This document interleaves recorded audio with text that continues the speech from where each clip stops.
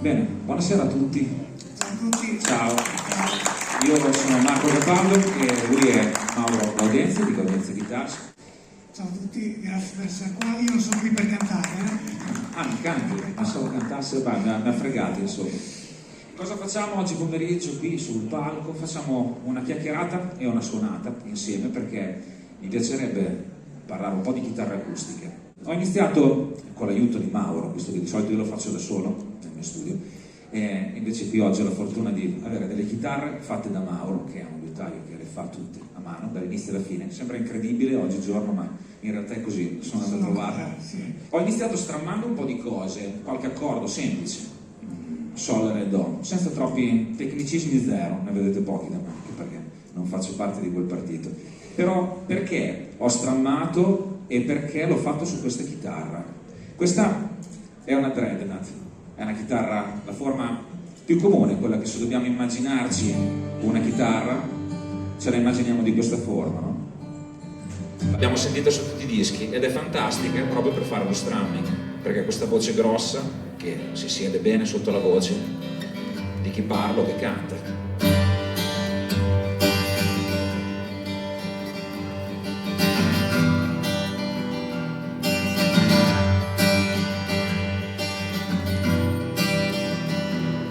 È molto dinamica, risponde molto bene, è molto grossa, ha tutte le frequenze. Perché ha tutte le frequenze? Adesso facciamo intervenire il buon Mauro, perché questa chitarra, e dopo sentiremo la differenza con l'altra Dreadnought che ho qua di fianco, è una chitarra che ha la tavola in abete e le fasce e fondo in questo bellissimo legno che è il palissandro. Sono importanti i legni. Perché parliamo di legni oggi, delle forme della chitarra acustica? Perché è come se fossero il nostro amplificatore. Non so quanti chitarristi elettrici ci sono qua seduti per fare un parallelismo. È come se ho comprato un amplificatore. Ecco, questo è il nostro amplificatore, determina la tipologia del nostro suono. Mauro, adesso tocca a te. Okay. Il palissandro rispetto a un mogano, che dopo andiamo a sentire, che cosa fa? Quali sono le differenze, le caratteristiche del palissandro? Allora, il palissandro ha caratteristiche che tendono a enfatizzare molto le basse e anche le frequenze più alte. Poi, oltre a un discorso di specifiche tecniche, ha anche una funzione di lavoro diversa rispetto al mogano. Per esempio, scusate poca voce perché ho parlato fino adesso, diciamo che contribuisce proprio alla sonorità dello strumento, lavora insieme alla tavola armonica, mentre il mogano lavora come se fosse uno specchio, quindi tende a trasmettere a specchio le frequenze e le vibrazioni che la tavola gli restituisce, gli offre. Il palissandro, oltre a questa funzione, tende anche a lavorare insieme alla tavola, quindi dà anche un legno responsivo, si chiama in questa maniera, quindi dà tante frequenze. È il motivo per cui quando sono andato a suonare sullo strumming, quando vado a spingere sulle basse, è bella rotonda la chitarra.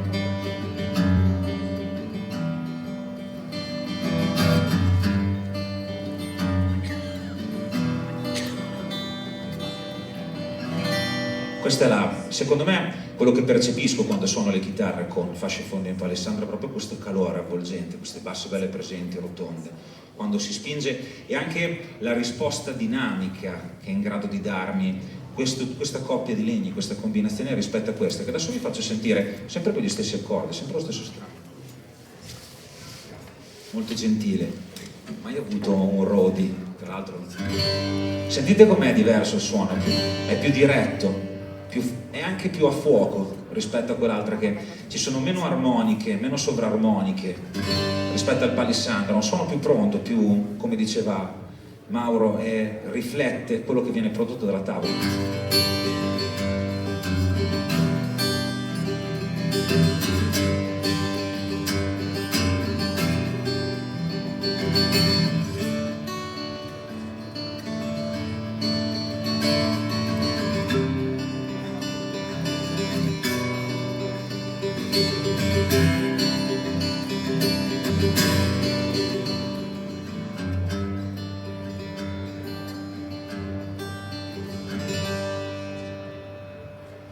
questa sullo strumming è molto valida, quindi secondo me come accoppiate, cioè l'accoppiata Dreadnought con tavola in abete, fasce fondo, mogano o palissandro è una cosa che funziona molto bene per fare questo tipo di cose.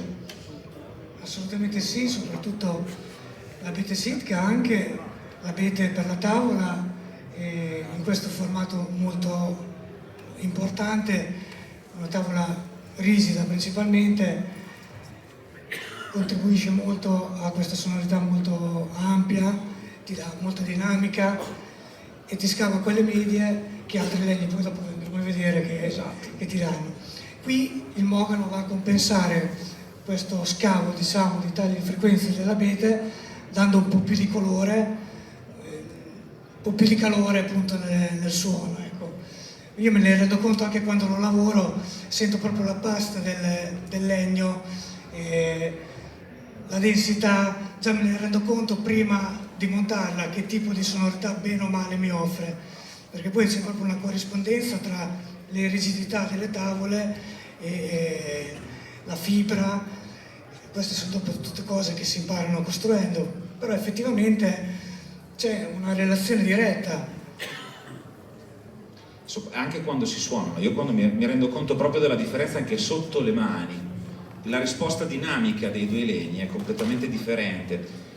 Ovviamente voi non siete dentro le mie mani, quindi è difficile farvela percepire. Quello che posso fare è cercare di farvela percepire con le dinamiche suonando. Quando spingo,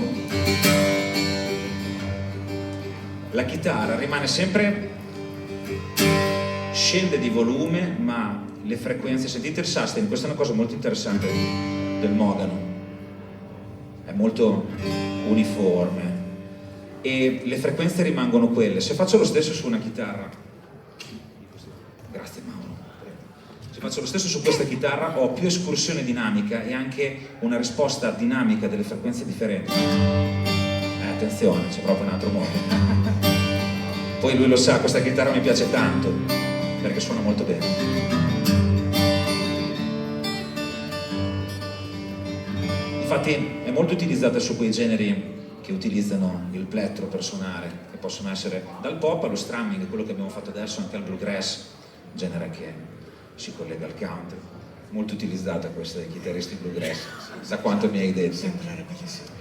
Va bene, e qua passiamo anche alle altre chitarre, va bene anche per fare del fingerstyle. A me piace molto la Dreadnought come forma per fare il fingerstyle perché, soprattutto nella versione palissandro e abete, è molto ricca, c'è tutta, soprattutto quando andiamo a mettere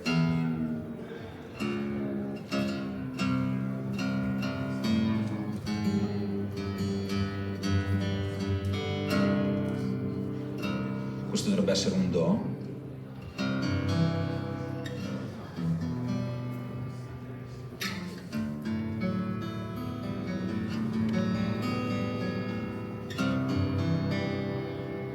La chitarra continua a risuonare, cioè queste frequenze sono molto belle.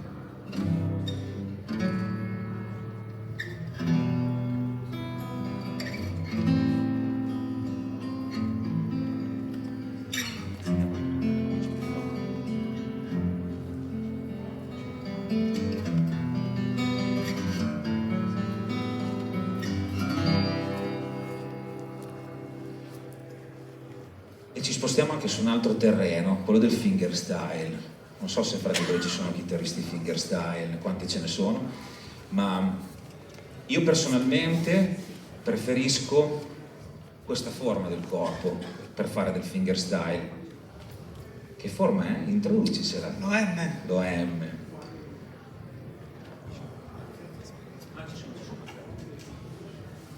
Rispetto a quella è decisamente più piccola, come potete vedere. È più scavata, è più sfiancata e la forma del corpo delle chitarre determina una risposta in frequenze diverse, ok? Sicuramente la dimensione del corpo la renderà meno grossa, cicciona, potente, quindi per darvi delle idee a livello di frequenze, meno rotonda sulle basse. Ma attenzione, perché non vuol dire che le chitarre più piccole così sparino di meno a livello di volume, anzi spesso le OM suonano molto forte. Ve le faccio sentire prima sullo strumming, così per avere un paragone, anche perché questa è in abete e mogano, e dopo vi faccio un po' di fingerstyle. Questo è un po' di strumming, sempre gli stessi accordi. Sentite il carattere del mogano? Come la Dreadnought, proprio sottile rispetto alla chitarra di prima.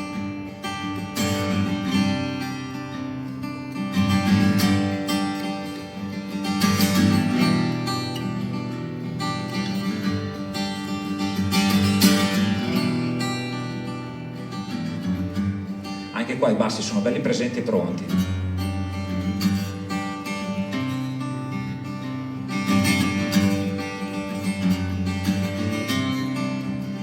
È tutto sempre bello definito. Mauro, ti faccio una domanda ad uso e consumo di tutti. A livello di suono, a livello parlando dal punto di vista tecnico, una Dreadnought rispetto a una OM, quali sono le differenze che percepisci quando le costruisci, quando le fai?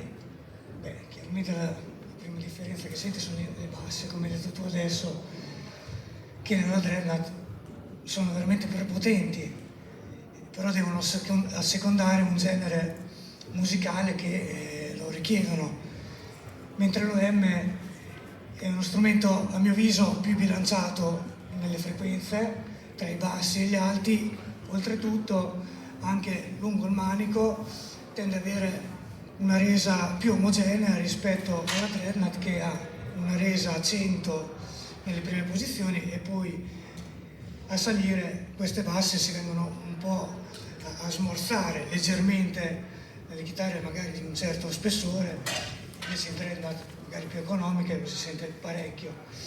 L'OM da questo punto di vista è molto più bilanciata. Chiaramente il volume è inferiore, quindi la percezione iniziale sembra di una chitarra che suoni peggio, tra virgolette, ma in realtà è molto sofisticata. Esatto, quello che dico sempre, attenzione, quando prendete in mano una chitarra, qualsiasi chitarra, state attenti perché quantità non è sinonimo di qualità, cioè state attenti, ascoltate il volume, se passate da una chitarra all'altra prendetevi un attimo di tempo per pulire le orecchie, perché la qualità del suono generata da una chitarra spesso per via dei legni che utilizzano, e dopo andiamo a vedere l'ultima grossa differenza fra queste chitarre, che è anche una delle più importanti, la qualità spesso non è direttamente proporzionale alla quantità di suono. Anzi, ci sono delle chitarre che suonano di meno, che però sono più complesse e che magari richiedono anche del tempo per essere capite a fondo, ok? E l'ultima differenza importante, perché si potrebbe andare anche sempre più a fondo nella costruzione degli strumenti, giusto? Certo. Per analizzare tutte le differenze. La più importante è la tavola, il discorso della tavola, la tavola armonica, quella che genera il suono. È la cosa principale. È la cosa principale. Siamo partiti dalla Dreadnought perché io tutto il giorno che suono questa chitarra non riesco a staccarmi, mi piace il suono, questa botta è incredibile. Queste abbiamo visto tutte chitarre, suonato tutte chitarre con la tavola in abete, mentre questa ha la tavola in cedro. Sono i due legni principali, giusto?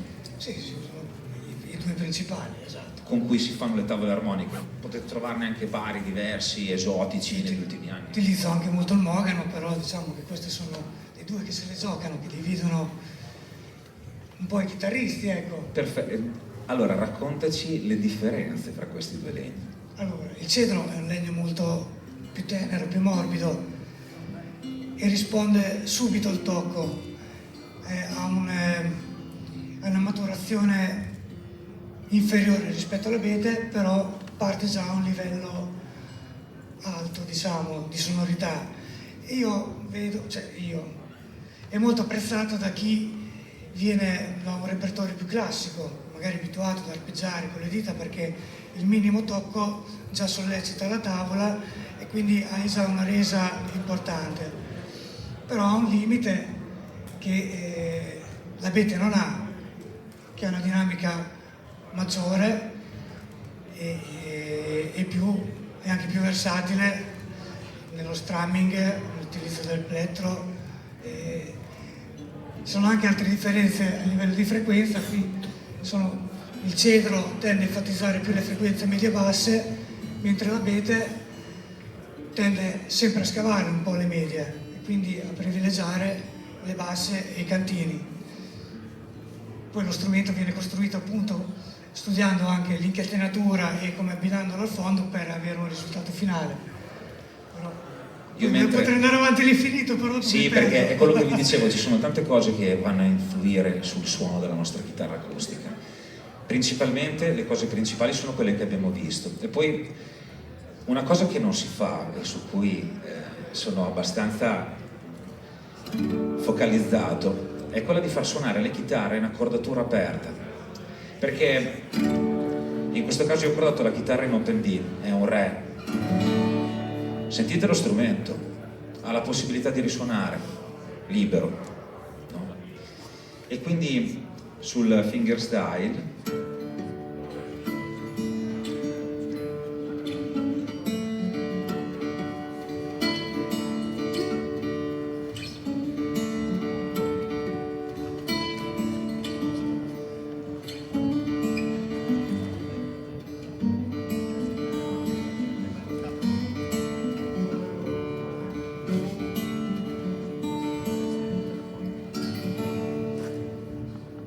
le chitarre acustiche suonano molto di più quando le apriamo, per cui provate quando siete a casa, prendete la vostra acustica, mettete un'accordatura aperta, questo è un open D, e sentirete quello che abbiamo detto, cioè il discorso delle armoniche portato all'ennesima potenza, perché tutte le note risuonano contemporaneamente per simpatia.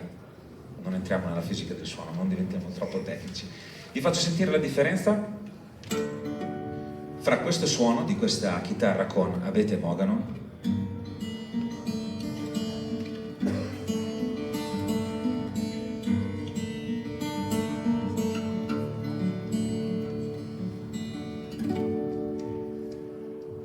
e questa invece che è la tavola in cedro, che dicono anche che il cedro sia più bello per chi lo suona da sentire che per chi lo ascolta. Facciamo un rapido sondaggio, mi fate sapere voi. Se mi date un secondo, ok, ve la porto in Re.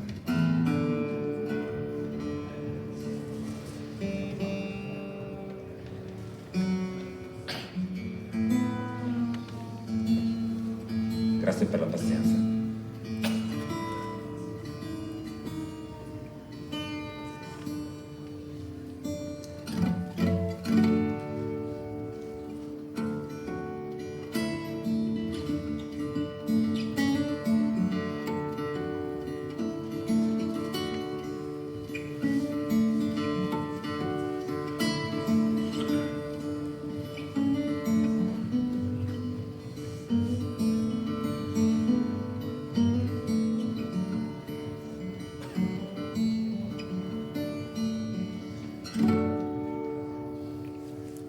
Chi vota per il cedro? Ok, credo, ok. Chi vota per l'abete? Ok, allora è evidente che sia più piacevole per chi lo ascolta rispetto a chi lo suona. Mauro, ci sono altre cose che sottolineeresti quando ti devi approcciare a una chitarra, delle differenze che non abbiamo detto, magari sui legni, sulle forme, sulla scalatura della chitarra, che secondo me è una cosa molto importante, diversa fra queste. Dal punto di vista di un chitarrista la scalatura è fondamentale per la comodità, oltre che per il suono, che influisce chiaramente. Più la scala è lunga, più hai una corda tesa e tendi ad avere un suono un po' più definito rispetto a una scala corta che tende a arrotondare ancora di più lo strumento. Trovare il giusto compromesso ti rende anche lo strumento molto molto comodo da suonare, quindi è il feeling credo che sia la cosa più importante, perché una chitarra che suona davvero bene ma è difficile da suonare non riesci a farti tirare fuori il suono che vorresti. Quindi avere un manico molto confortevole, agile e che non ti stanca è un punto fondamentale in uno strumento, soprattutto una chitarra acustica. Bene, direi che abbiamo coperto più o meno quelli che sono gli aspetti più importanti. questo passaggio molto Beatles.